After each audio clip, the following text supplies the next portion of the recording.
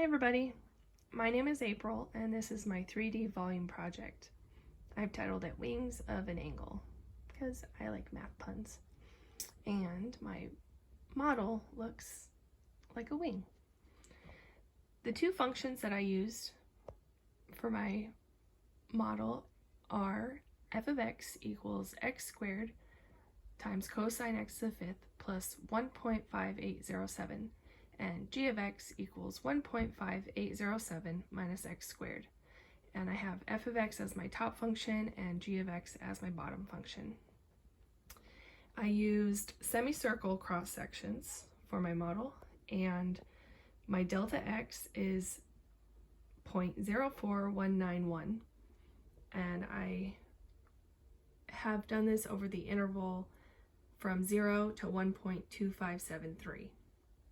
There are 30 laminations total. So to calculate the radius, we take f of x minus g of x and divide it by 2. And then the area of each slice is 1/2 pi r squared.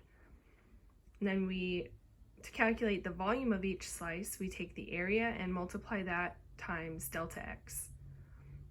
Now the total volume using a definite integral is 1/2 pi times the integral from 0 to 1.2573 of the quantity f of x minus g of x all divided by 2 squared dx. Now here are my calculated values for each slice. For my x value, I used the midpoint so that I could calculate the midpoint Riemann sum. So I have the x value, I have f of x, g of x, the radius, and then the area and volume of each slice. So the total volume using the midpoint Riemann sum is 0.3701,08897. Now let's go ahead and get back to the definite integral. So I have v equals 1/2 pi times the integral from 0 to 1.2573 of the quantity f of x minus g of x all over 2 squared dx. And I squared that 2 in the denominator and then factored out the 1/4. So v equals 1/8 pi times the integral from 0 to 1.2573 of f of x minus g of x squared dx. So here I have simplified f of x minus g of x quantity squared, and that is equal to x to the 4th times the quantity cosine squared x to the 5th minus 2 cosine x to the 5th plus 1.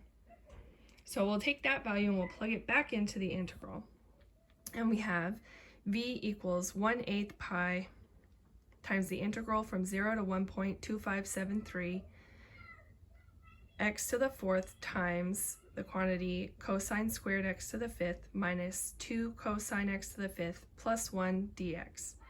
And we will use u substitution and let u equal x to the 5th. du will be 5x to the 4th dx. So dx is equal to du over 5x to the 4th.